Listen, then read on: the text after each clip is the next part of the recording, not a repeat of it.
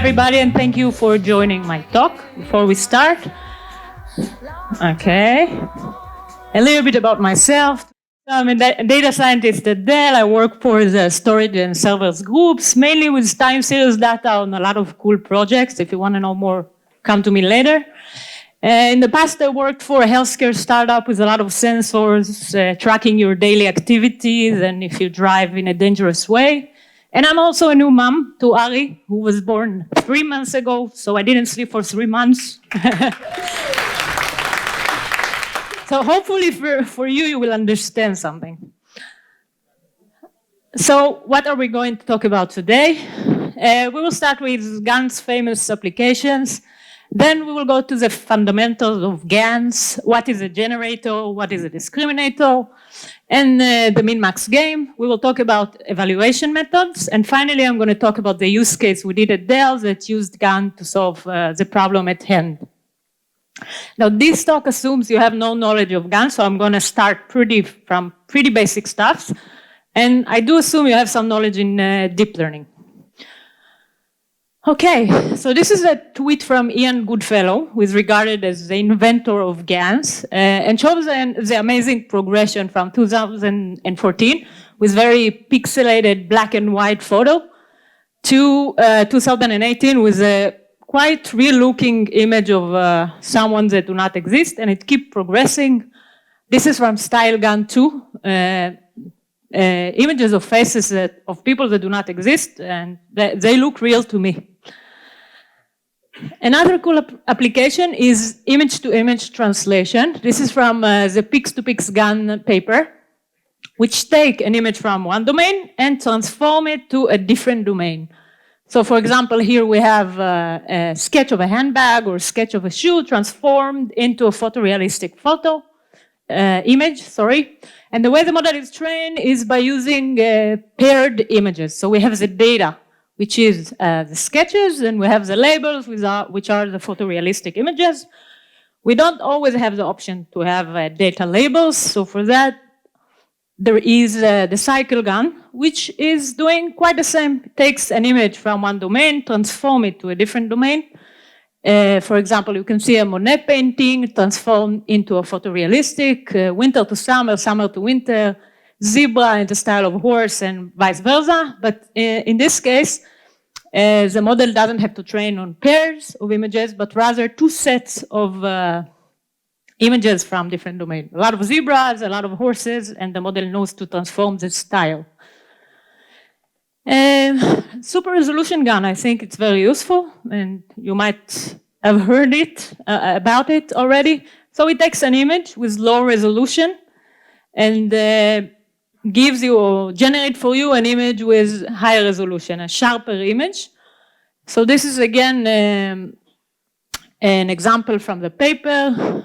On the left, you can see the original image. In the middle, you can see a downsampled blurry image. And on the right, you can see what GAN generated for you, which is pretty simple to the original one. And finally, text-to-image GANs. Now, text-to-image is a hot, very fashionable topic today with a lot of DALL-E and Imagine and Stable Diffusion. This is not the state of the art. This is from a paper in 2016.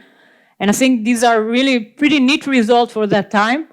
The model here was trained on 3 different data sets, birds, flowers, and MS Coco. Each image got 5 different text captions. And you can see, for example, on the top, a man in a wetsuit riding on a surfboard on a wave. The ground truth is on the left, and the generated image are on the right. Well, if you want to have fun with generated stuff, go to this X does not exist, and you will be able to generate feet, eyes, horses, resumes, and a lot of cool stuff to have fun with. So this is it for the application, and let's go to the actual GANs. And before that, let's start with the difference between generative and discriminative models. So a little bit of intuition. Discriminative models, they learn the decision boundary between different classes. So if we have data of dogs and cats, the model will learn to differentiate between them. In generative models, they learn the probability distribution of the data, or they have the ability to generate new instances of the data. And more formally, or mathematically speaking, so given a set of data X and the label Y, discriminative models, they learn the conditional probability given X, an image. What is the label? And generative models learn the opposite conditional probabilities. Given a label, the model learns the distribution, let's say, of how do images of dogs looks like and can generate an image of a dog. Okay, so what is the main idea of GAN? GAN is basically a two-players game that competes against each other. We have the generator. You can think of it as the artist who try to generate or paint images, for example, of cats that looks like real cats. And on the other hand, we have the discriminator, which you can think of as the art critic. It sees a lot of images of cats and it needs to decide if these cats are real images or fake images, meaning they are images generated by the generator. So this is really a pretty high level description of GAN. And let's dive into each one of these models separately. Okay, so discriminator. Discriminator is just a classifier that has two classes. We have real and fake class. It's usually in the vanilla GAN, it's a neural network, it could be a CNN. We feed it with an image and the output is a probability for being real. So the mass notation is here as well. Given X, the model learned the probability for this image to be real. And what is the process of learning? We start with X, which is the image. We feed it to the discriminator. Discriminator gives an output as a probability. And this probability together with a label is fed to a cost function. Now we are going to talk later on the cost function, but what you need to remember from here is the goal. The goal of the cost function is to penalize the discriminator for failing to differentiate between real and fake images. That's the goal of the cost function here. Let's go to the generator. Generator goal is to generate for us plausible data samples or images that looks like real images. So we start with a fixed size vector, a random noise usually taken from the Gaussian distribution. We feed it to the network and the output is actually an image. Not actually an image. So just a little bit of intuition of how the generator learns. Generator learns by getting feedback from the discriminator. So if you can see on the right, on the left here, generator starts with some nonsense image. It gets a feedback from the discriminator. This is nonsense. And then it keeps improving until it generates image that can fool the discriminator, basically, and it looks like a real image. And the process of learning, we start from a random noise there, fixed size vector, okay? We feed it to the generator. The generator outputs for us an image. This image is fed to the discriminator that, again, outputs for us a probability for how much does it think this image is real. This probability, together with a label, is fed to the cost function. So again, before we talk about the cost function, the goal, what you need to take from this, the goal of the cost function for the generator is to penalize the generator for failing to fool the discriminator, because the generator job is to fool the discriminator. Okay, so let's say we had a discriminator and a generator. Basically, the end goal is to save a good model, the generator, that can generate for us images. We feed it with fixed size vector, and the model generates for us images. So let's just have a small recap before we move on. So we have generator, discriminator. Discriminator sees both real and fake images. Fakes, those are generated images. And output a probability that is fed to the loss function of the discriminator. On the other hand, we have the generator who generate fake samples that are fed to the discriminator, and the output of the discriminator, which is a probability, is fed to the generator loss. So we talked about a lot about the loss and what is the goal of each loss. So let's see what is the actual loss, okay? This is going to be, I think, the only math in our presentation, but it's a beautiful loss function, also called min-max loss or binary cross-entropy loss. And let's dive in. We have the first term, which is the prediction of the discriminator on real data. And we have the second term, which is a prediction of the discriminator on fake data. So let's go over the notation. Okay, X is a real image, and D of X is a prediction of the discriminator probability on real data. Now, the discriminator wants this probability to be as high as possible because it means with high certainty that it thinks that real image is actually real. So what happens in the second term? Let's go over the notation first. So we have Z. Z is a fixed size vector that we start with, okay? We feed it to the generator and it outputs G of Z, which is a fake sample, okay? This fake sample is fed to the discriminator, okay? Which outputs a probability for how much does it think it's real. It is real. So let's zoom in on this D of G of Z, okay? And understand it better. Discriminator wants D of G of Z to be as low as possible because it means that it thinks with high certainty that this fake image is actually fake. But the generator wants this quantity to be as high as possible because this means that it managed to fool the discriminator. Discriminator thinks that this is a real one. And this is basically what sets the adversarial game. The game between those two desires of the discriminator and the generator. Now, one last thing is why are we using 1 minus D of G of Z? This is because we want to set both the desires of the discriminator and the generator consistent between these two terms. Now we are getting a loss function that the discriminator wants to maximize those two terms and the generator wants to minimize.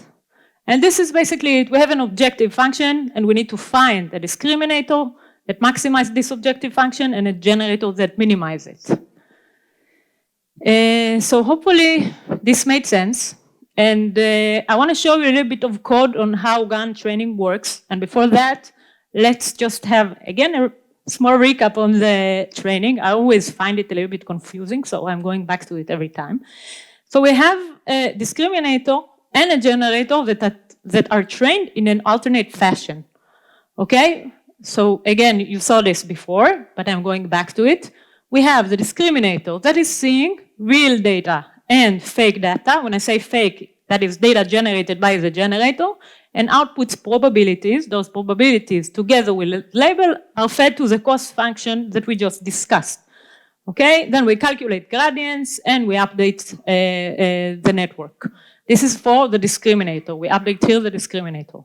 On the other hand, we have the generator. Again, generate fake sample for us. Those fake sample fed to the discriminator that outputs a probability for us.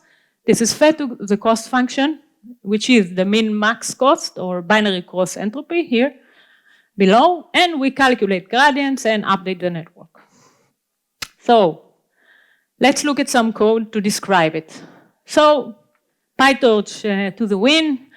We start with importing some the relevant models, okay? Then we instantiate the data set, which is just a way to read the images and do some transformation on them. Like if we want to resize them, we want to turn them into Tendo, normalize the pixels, etc.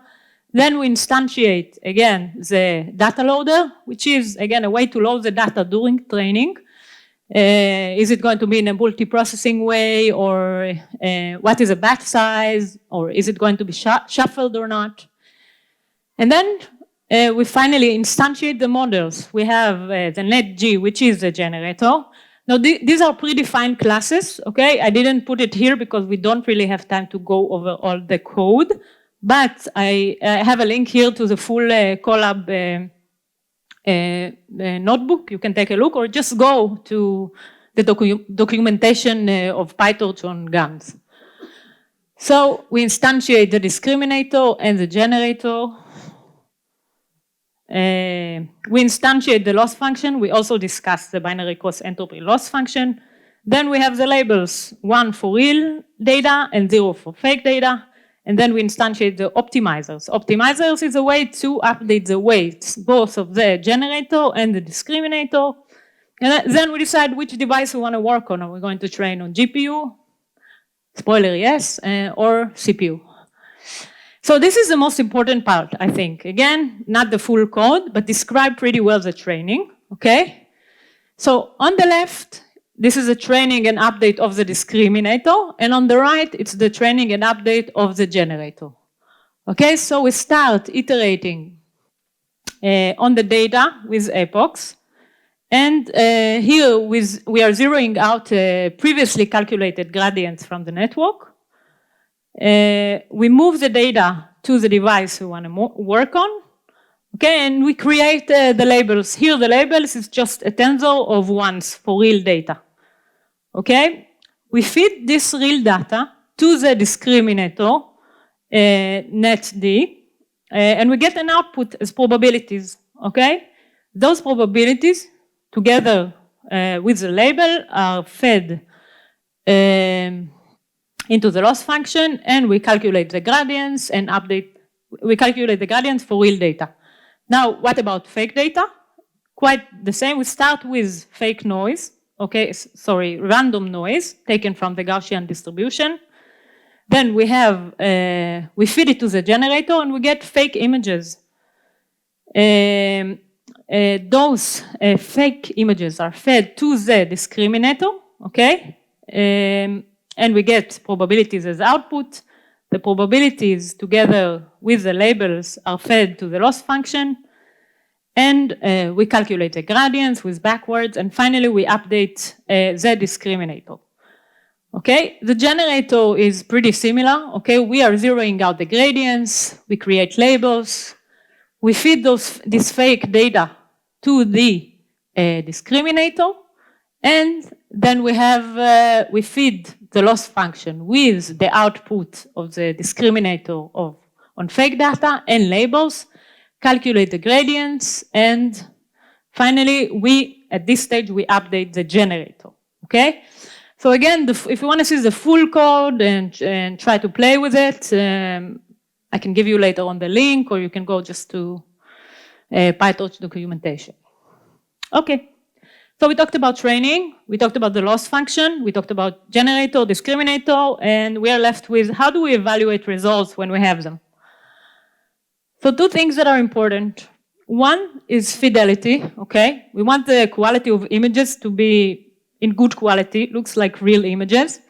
And the second is diversity. If we create images of dog, we want different breeds, different types, different colors, etc. So how do we actually evaluate it quantitatively, okay? So one way to do it, if we have a real image of a dog and fake image of a dog, let's do some pixel distance. That could give us a good estimation of how much they are close. But the problem is, as you can see here with the pixels, the image on the right is shifted to the left. So even though if we have two images that are similar and one is shifted, then the distance will be high and it will not represent how close they are. A different way is to actually look at features of the images, okay? We have a real dog with eyes and ear and nose, and we have a fake dog that also have eyes, ears, nose, but 5 legs. And this can give us a sense of how close they are. So the question is, how do we extract those features?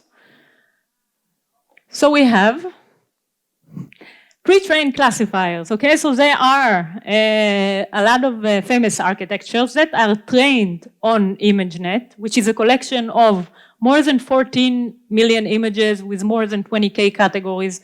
And those models are pretty good at extracting features from images. In the earlier layers, they extract features like edges or shapes. And in the last layers, they actually get to specific features like eyes or nose or face. And there is one famous architecture, which is called Inception V3. We are not going to dive in. Just remember that we are going to get from it a vector of of the size of 2048. So we have an image, we feed it to inception v3, and we get the embedding of the image, which is just a feature representation of this image. And what do we do with those features or with those embeddings of the images? So there is a famous score called Frechet inception score. Originally, the Frechet score was used to measure the distance between two curves or two probability distribution. And in this context, it is going to measure the distance between the distribution of real embeddings and fake embeddings. Now, on the below, there are other scores that are important to know, and I'm not going to talk about inception score and precision and recall. But Frechet is what we are going to discuss. So let's talk about how we are going to use Frechet. So let's say we have now a generator, well-trained, create for us images, and we want to measure the results. So we sample a lot of fake images from the generator, and we sample from our training data real images. And we extract the embeddings of those images and get the mean and covariance for the real embeddings and mean and covariance for the fake embeddings. And finally, we calculate the Frechet score, which is the formula below. This takes the distance between the two means and the distance between the covariance. Trace is just a sum of the diagonal of the matrix. Now, what you need to take from this is lower FID is better because this means the distribution of real images is close to the distribution of generated images. Okay, so we discussed evaluation, training, generator, discriminator. Let's talk about Dell. So let's describe the data. We have user logs from different systems at Dell. Specifically, this is from Dell.com. You see the nice laptops on sale. And example of your user session is like user logs in, browse, add to cart, go to home page, and then checks out. The task at hand at Dell was given user activity history. We want to predict what is the next user activity going to be. So let's say we have a history of 4 activities. Model wants to predict what's the next activity. Out of a pool of, we had 120 activity. So this is basically a classification task that we had at hand. Question is, what GANs has to do with that? So we used a nice paper that is actually using GANs with LSTMs that are networks that are specialized with sequential data.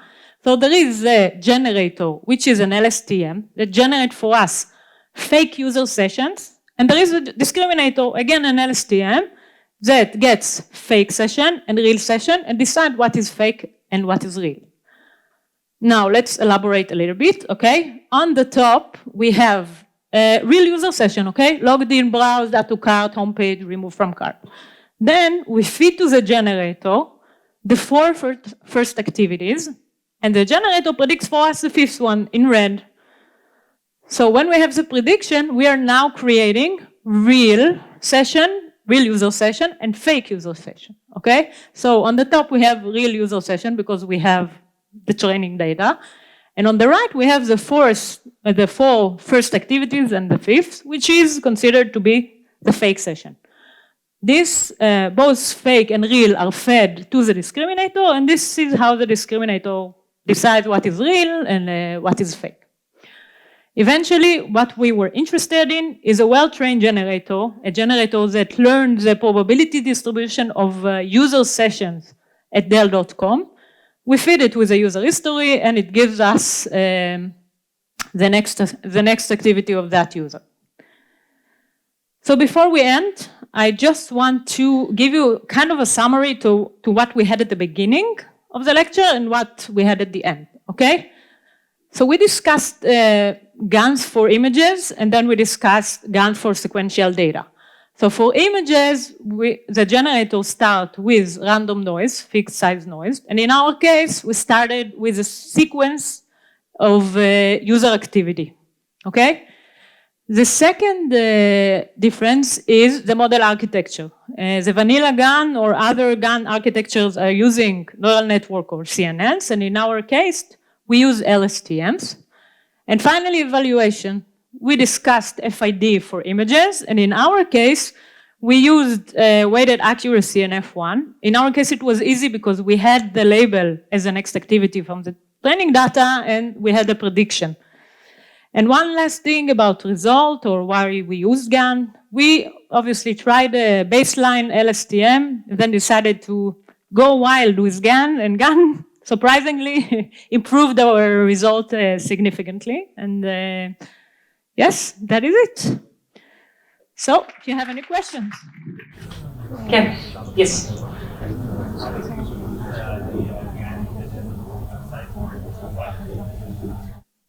You mean the business use case? What do we need the next activity? So, first of all, it was a POC because they cared about specific actions, like if the user is going to ditch the website. That was the first case. And the second case was some activities, like if user wants to pay, then the Dell website moves you to a different application, and it takes time for loading. So if we know about it in advance, then loading time is it's a better user experience. Okay? Yes? Why did you need to use make user sessions versus just taking more sessions from your actual... Well, we did that as a baseline, and we just wanted to try a different approach to see if I can improve it. And to tell you why GANs improved it, I have some speculation, I don't know. I saw a nice result in the paper, you know, I was fooled by it. I tried and it worked. Yes. Yeah. Yeah. Okay. It was an unusual use case where you're actually using it for classification. You're basically using only the generator part, which is interesting. How many examples do you have? Like, what's a data set that discriminator was working against? Like, was the big data set a small one? Yeah, it was quite big, but this was, we had the limited data for the POC case. But it was, don't remember the exact, a lot of samples. Thousands, hundreds of thousands of records? Or? Hundreds of thousands of records. Okay, Yeah. so it's quite big. Yes. Yeah, I'll talk to you later. This is interesting. Thank you. Sure. What, do I hear clapping in the background? I mean,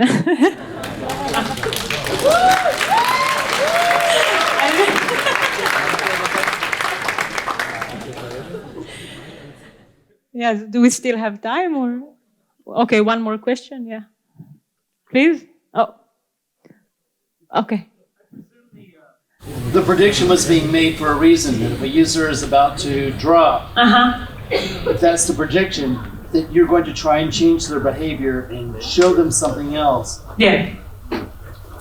But as soon as you put that in, does that confuse the model? Does that invalidate the prediction?